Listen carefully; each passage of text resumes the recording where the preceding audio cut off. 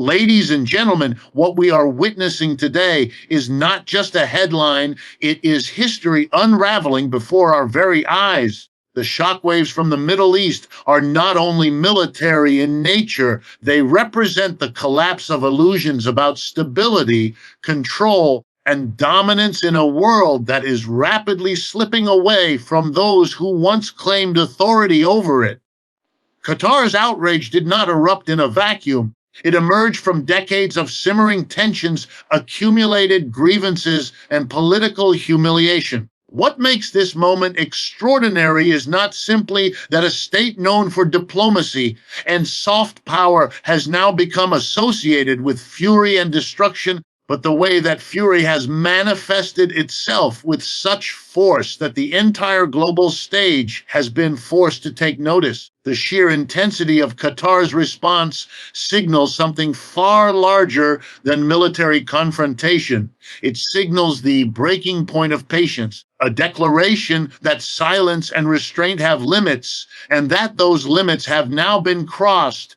This is not just about Qatar defending its position. It is about a symbolic eruption that demonstrates how deeply wounded nations can, when provoked beyond endurance, unleash power in ways that stun even the most confident adversaries. Think about the narrative that has dominated the Middle East for decades. For years, the story was one of overwhelming Israeli strength, a military apparatus reinforced by Western technology and resources, standing as a bulwark against any resistance. In that story, smaller nations like Qatar were cast as peripheral players, wealthy, yes, but not militarily decisive. And yet, in this moment of rage, that assumption has been overturned. Suddenly, Qatar is not a side note. It is the focal point of a new chapter, a reminder that political rage, once crystallized into action, can transform even a seemingly secondary actor into the center of global attention. The question now is not whether Qatar has the resources to make a statement, but how that statement reshapes the entire discourse of power in the region. Hooks present themselves at every turn. How could a nation once dismissed as merely an economic suddenly alter the perception of military balance? How could rage, so often underestimated as irrational or fleeting, become the very instrument that shatters a narrative of invincibility? These are not rhetorical flourishes, they are the urgent questions being whispered in the corridors of power across the globe. Qatar's fury forces policymakers, analysts, and governments alike to admit that emotional forces, rage, indignation, humiliation are not side effects of politics. They are politics. They are catalysts that can turn the impossible into the undeniable. What stands out even more is the moral weight behind this outrage. This is not rage for rage's sake. It is rage shaped by decades of watching a region defined by domination, intervention, and double standards. To ignore that history is to misunderstand the meaning of this eruption. Nations can endure insults and injuries for a time, but when they perceive their identity, their dignity, and their sovereignty as continually undermined, a breaking point becomes inevitable. Qatar's actions are a manifestation of that breaking point, a signal not only to Israel, but to the world. The age of unquestioned dominance is cracking, and in the fractures lies a new reality no one can afford to overlook. There is also a profound symbolic dimension here. Rage has often been dismissed in the language of international relations as unstable, unpredictable, and dangerous. Yet here, Qatar's rage becomes something more. It becomes a strategy, a declaration, a method of rewriting the terms of engagement. By embodying this fury, Qatar shifts the conversation away from calculated diplomacy and toward an unignorable expression of resistance. That symbolism will outlive the immediate battle. It will echo as a warning to any state that believes suppressed voices can be ignored forever.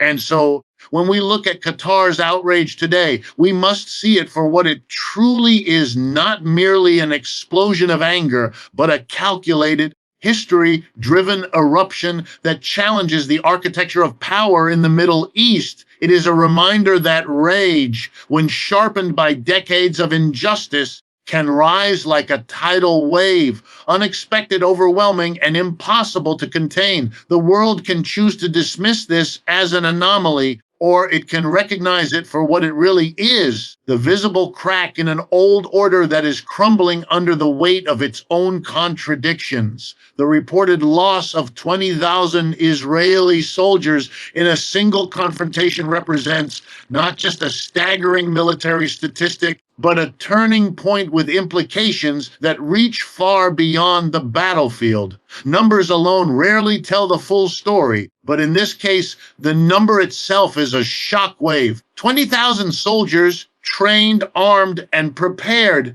eliminated without a remnant. It forces us to question everything we thought we knew about the durability of military superiority, about the invulnerability of Israel's defense apparatus, and about the very balance of power in the region. When such a loss occurs, it is not just a battlefield defeat, it is a narrative-shattering moment, the kind that forces allies and enemies alike to reassess their assumptions. Consider the psychological weight of that figure. For decades, Israel's military has been portrayed as not only formidable but near untouchable, reinforced by advanced technology, intelligence networks, and unyielding Western backing. To lose 20,000 soldiers is to pierce that aura of invincibility in a way that no speech or propaganda can undo. The world suddenly sees vulnerability where it once saw dominance. That realization alone alters the dynamics of deterrence. Enemies who once hesitated may now see opportunity. Allies who once believed in unshakable protection may begin to doubt. And the domestic audience, long assured of safety behind a powerful military shield, must now wrestle with the haunting question: if 20,000 can fall, what else is possible? Hooks emerge at every level. How does a military force, often ranked among the most efficient and technologically advanced in the world, suffer such a blow? What failures of strategy, intelligence, or political judgment allowed this disaster to unfold? And more importantly, what does this reveal about the future? Are we witnessing a singular catastrophe or the unraveling of an entire myth of dominance? These are the kinds of questions that keep generals awake at night, that destabilize governments, and that make headlines reverberate far beyond the borders of the region. The loss also carries with it an unavoidable symbolic dimension. Soldiers are not only fighters, they are embodiments of a nation's pride, its identity, its promise of security. To see such a massive portion of them wiped away is to strike at the psychological core of a country. Families are devastated, communities are left with gaping wounds, and the public's confidence in leadership crumbles. The soldiers themselves, in death, become symbols not only of sacrifice, but of the failure of those who commanded them. Leadership must answer what led to this. Was it hubris? Was it underestimation of the opponent? Was it the belief that sheer firepower could substitute for understanding the political and human context of the conflict? And here lies the deeper lesson. The loss of 20,000 soldiers is not merely a military setback. It is a collapse of narrative. Israel's claim to invulnerability has long rested on its ability to minimize casualties while maximizing impact. That narrative is now ruptured. The world sees that even the most powerful can bleed, and bleed heavily. This changes calculations in capitals across the globe. Those who once aligned themselves unquestioningly may hesitate. Those who opposed but feared retaliation may now see a path forward. And those who sat on the sidelines uncertain may suddenly feel emboldened to take sides. Such a loss also challenges the very logic of militarism. If the most advanced army in the region can lose so many so quickly, what does that say about the reliance on military strength as the ultimate solution to political problems? It exposes the limits of technology, the fragility of even the strongest systems, and the danger of believing that military superiority alone can secure peace or control. In this way, the death of 20,000 soldiers becomes more than a statistic. It becomes a mirror reflecting the arrogance of unchecked power, a reminder that no amount of force can erase the realities of political oppression and human resistance. The hooks remain undeniable. 20,000 soldiers gone, 20,000 families forever changed, 20,000 lives sacrificed at the altar of a strategy that believed it could not fail.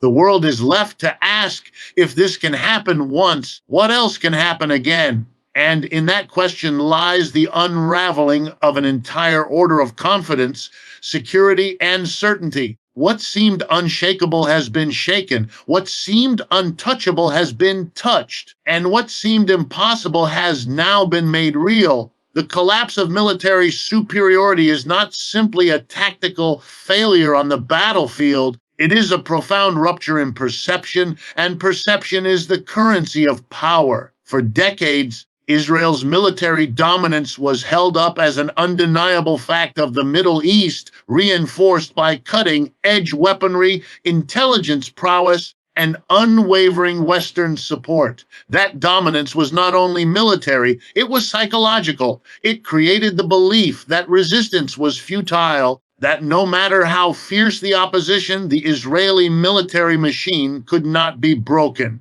But when superiority collapses, when its myths are shattered in front of the world, the consequences extend far beyond troop movements and weapon systems. It challenges the very legitimacy of a nation's claim to untouchable security. What makes this collapse so striking is that it was never expected. For years, policymakers, analysts, and military strategists described Israel's defense forces as the ultimate regional benchmark, the force to be reckoned with, the one that kept all adversaries cautious.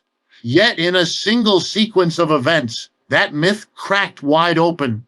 Suddenly, the invincible no longer looks invincible. Suddenly, the deterrence factor, the silent weapon that kept enemies at bay, has evaporated. And in that vacuum, new possibilities emerge, both for resistance movements emboldened by this shift and for governments recalculating their positions. The hooks write themselves. How does an institution that prided itself on flawless intelligence fail so catastrophically? How does a state that invested billions in defense infrastructure see that infrastructure crumble before its eyes? And perhaps the sharpest question of all, if superiority can vanish so quickly, was it ever as absolute as it was claimed to be, or was it always a fragile illusion, propped up by rhetoric and external support rather than true invulnerability? These questions are not academic, they are existential, shaking the foundation of Israel's security doctrine and forcing a reckoning that cannot be ignored. Consider the ripple effects. A collapse of superiority does not end with one army or one nation. It sends signals across the entire region. Rivals who once stayed cautious now rethink their limits. Populations who once felt powerless now see the cracks in the armor of their oppressor.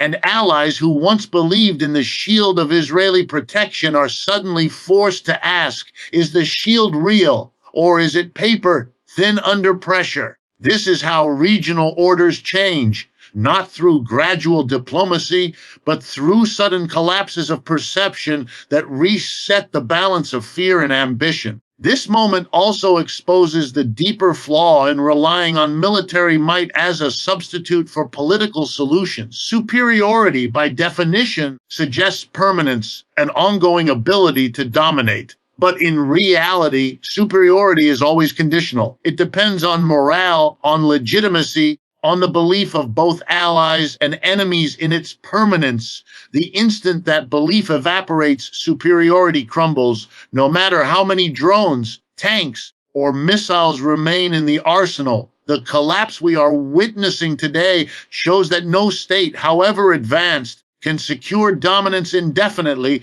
if it refuses to address the political and human questions that fuel resistance. The symbolic weight of this collapse cannot be overstated. It is not just about Israel. It is about the entire framework of Western-backed power in the Middle East. If the strongest pillar of that structure can crack, what does that mean for the rest of it?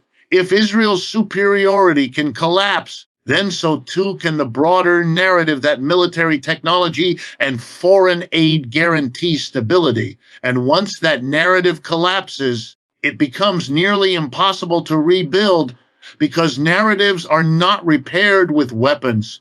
They are repaired with trust, with legitimacy, with the kind of moral authority that militarism alone cannot provide. The hooks grow sharper still. If the collapse of superiority can happen once, can it happen again? If one myth can fall, how many others are waiting to fall with it? And if perception is power, what happens when perception shifts decisively in favor of those once seen as powerless? These are not distant questions. They are urgent, reshaping the calculations of governments and resistance groups alike in real time. The collapse of military superiority is therefore not the end of a single battle, but the start of a new reality. It is the unraveling of a story told for generations, the moment when the powerful are seen as vulnerable, and when the vulnerable recognize their own potential to alter history. It is a reminder that power,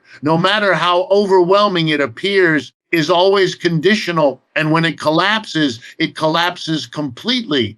The shockwaves from this event are not confined to the battlefield, nor even to the immediate region. They reverberate across the globe, unsettling alliances, disturbing economic flows, and forcing leaders everywhere to recalculate their strategies. When a single confrontation results in the loss of 20,000 soldiers, it ceases to be merely a military episode and becomes a geopolitical earthquake. Every capital city, from Washington to Moscow, from Beijing to Brussels, must now reassess its assumptions about stability in the Middle East. The sense of predictability, the idea that Israel's military dominance could anchor Western influence in the region, has been shattered. The world is watching, and in that watching, new alignments are beginning to form. What makes these shockwaves especially powerful is that they challenge not only military confidence, but also political legitimacy. For the United States, long the guarantor of Israeli security, this event raises uncomfortable questions. If the strongest ally in the Middle East can suffer such a catastrophic blow, what does that say about the effectiveness of American commitments? If billions in military aid cannot prevent collapse, how reliable is the promise of protection that Washington offers to its other partners? These are not abstract questions. They strike at the credibility of U.S. influence itself, at the ability to project power and maintain trust. And once credibility is questioned, alliances grow weaker and opportunists sense their moment. The hooks are striking. Could this be the beginning of the decline of Western influence in the Middle East? Could a single event unravel decades of strategy painstakingly constructed to keep the region under certain spheres of control? And if so, what comes next? An opening for Russia, for China, for regional powers who have long chafed under the weight of U.S. dominance. These questions are no longer speculative. They are being asked urgently in foreign ministries and think tanks across the globe. The shockwaves extend further into the economic and diplomatic realms. The Middle East is not merely a theater of war, it is the heartbeat of global energy trade and finance. Any destabilization here affects oil markets, shipping routes, and international investment. The perception that Israel is no longer the unshakable stronghold introduces uncertainty And uncertainty breeds volatility. Investors panic, energy prices fluctuate, and entire economies feel the tremors. Qatar's rage, therefore, is not contained within political or military boundaries. It spills over into boardrooms, stock markets, and the daily lives of people continents away. At the same time, the symbolic dimension of these shockwaves must not be underestimated. For years, Israel's dominance was used as a reference point, an example of what Western-backed strength could achieve in a turbulent region. Its aura of superiority served as a psychological anchor for allies who depended on its stability. The shattering of that aura destabilizes not just Israel, but also every state and institution that tied its legitimacy to the idea of Israeli invulnerability. From the Gulf monarchies to European governments, leaders who quietly relied on Israel's power as a regional deterrent must now ask themselves whether that reliance was misplaced. This moment also creates openings for alternative powers. Russia, with its foothold in Syria, and China, with its Belt and Road investments, both recognize the potential of a shaken order. Where Western influence falters, others are quick to step in. The Middle East has always been a stage for competition among global powers, but now the stage is tilting. The collapse of one pillar means others can move in to claim space, offering new alliances, new trade deals, new promises of protection. The geopolitical chessboard is being rearranged in real time, and yet perhaps the most dangerous shockwave of all is the shift in popular perception. Across the Middle East, populations long disillusioned with Western dominance now see proof that even the strongest can falter. The myth of unbreakable superiority has been exposed as vulnerable. For resistance movements, this is not just news. It is fuel, a psychological victory that emboldens further action. For governments aligned with the West, it is a nightmare because it undermines the narratives they have used to justify their partnerships. In this sense, the battlefield loss becomes a political contagion, spreading unrest and reshaping identities far beyond the conflict itself. The hooks cut deeper. If 20,000 soldiers can fall in one battle, what else is possible? If Israel can stumble, who else can stumble next? If Western-backed superiority can collapse here, can it collapse elsewhere? These questions haunt not only leaders in the Middle East, but also those in Europe, Asia, and Africa who depend on similar models of external security guarantees. The tremors from this event do not stop at the Mediterranean. They ripple outward, shaking the assumptions of a world order already under strain. What we are witnessing is not just a regional skirmish, but the kind of rupture that historians mark as the start of a new era. The shockwaves are global, undeniable, and accelerating. The world is different today than it was before this event, and the recalculations now underway will determine the course of international politics for years to come. Rage as a political force has always been underestimated by those who confuse power with control. Too often in international relations, analysts describe rage as irrational, as an eruption of uncontrolled emotion, as something to be feared but not taken seriously in strategic calculations. And yet history tells us a very different story. Rage, when sustained over time, when sharpened by decades of injustice, when fueled by daily reminders of oppression, becomes something far greater than an outburst. It becomes an organizing principle. It becomes the energy that sustains resistance movements, topples governments, and rewrites the order of nations. What we are seeing today is the crystallization of that rage into a force that no military superiority, no diplomatic maneuvering, no foreign alliance has been able to extinguish. For years, the grievances of the people in this region were treated as background noise. Visible, yes, but never decisive. Rage was seen as protesters in the streets, angry speeches at rallies, or isolated acts of defiance. What was consistently missed is that this rage was accumulating, layering itself into the social fabric, preparing for a moment when it could no longer be dismissed. That moment has arrived. When 20,000 soldiers are slaughtered, it is not simply the product of weaponry or strategy, it is the eruption of a political energy long in the making, an energy that transforms rage into an unstoppable force. The hooks are unavoidable. How does rage turn from scattered discontent into coordinated resistance? How does a sentiment that elites dismiss as emotional suddenly topple the very foundations of military and political dominance? And perhaps most urgently, how many other societies across the world, pushed to their limits, are carrying similar reservoirs of rage just waiting to ignite?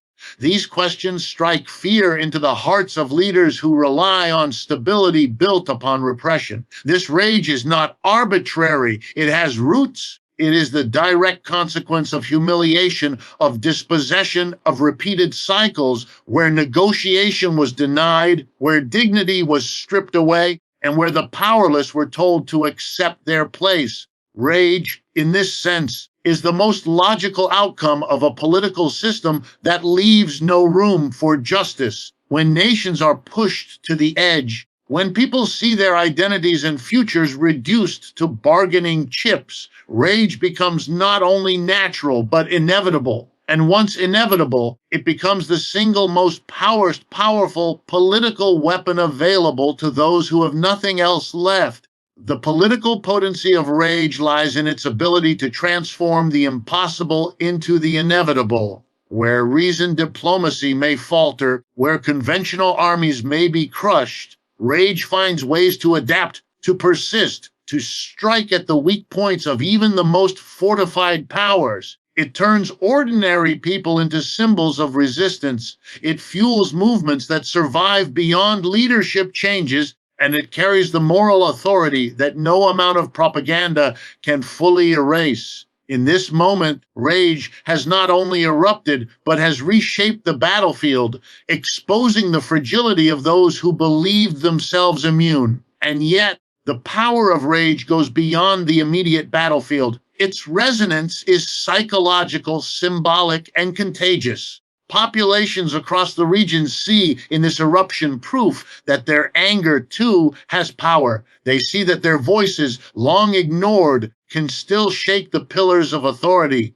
Rage spreads not by speeches alone, but by the example of what it achieves. When 20,000 soldiers fall, it is not only a defeat for one army, it is a victory for the idea that rage, harnessed and directed, can do what diplomacy and compromise could not. The hooks tighten further. If rage can achieve this today, what might it achieve tomorrow? If the most powerful armies can be humbled by those they dismissed as powerless, what new possibilities open for the oppressed across the globe? And what does this mean for governments that continue to underestimate the political consequences of suppressing their people? These are not abstract questions. They are urgent, pressing, and destabilizing for every nation that relies on fear rather than justice. Rage as a political force is now undeniable. It is the current that runs beneath the region's conflicts, the unseen hand shaping outcomes that analysts once believed could be predicted by military charts and intelligence reports. It is the reminder that no amount of control can forever silence the human demand for dignity. And in this moment, rage has ceased to be background noise.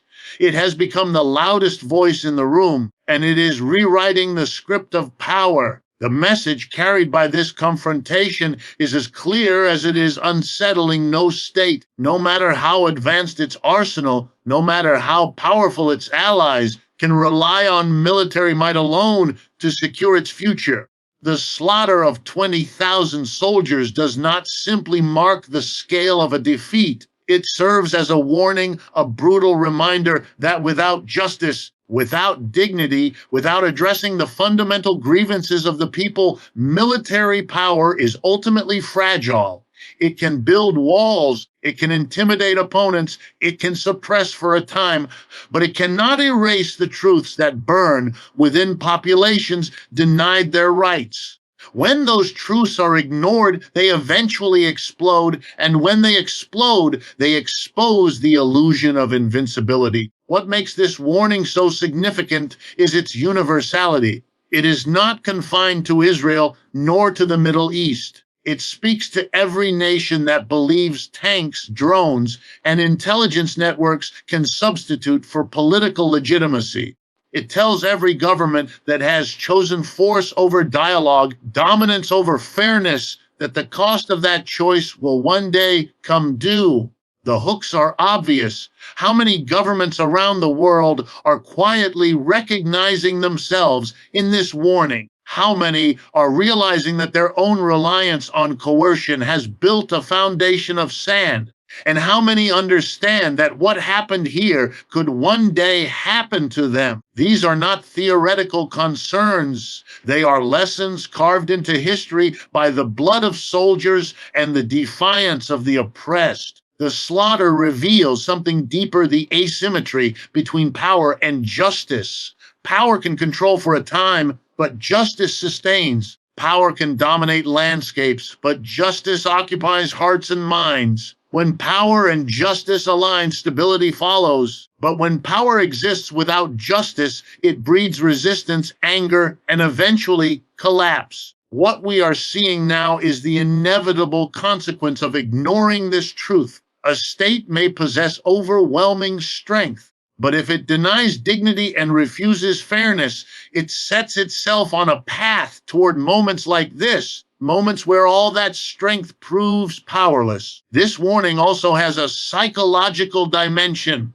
For populations across the world who live under the shadow of military control, this confrontation offers proof that strength is not permanent, that injustice is not invincible. The symbolism is electric. If a state as heavily armed and as deeply supported as Israel can be humbled, then what does that say about the rest of the global order? If 20,000 soldiers can be lost in one battle, what confidence can any government have in the permanence of its dominance? Such questions ignite imaginations, inspire movements, and force even the most repressive regimes to look over their shoulders. At the same time, this warning destabilizes the calculations of the powerful. Western nations who have tied their influence to the promise of military superiority must now reckon with the reality that their strategy may not be sustainable.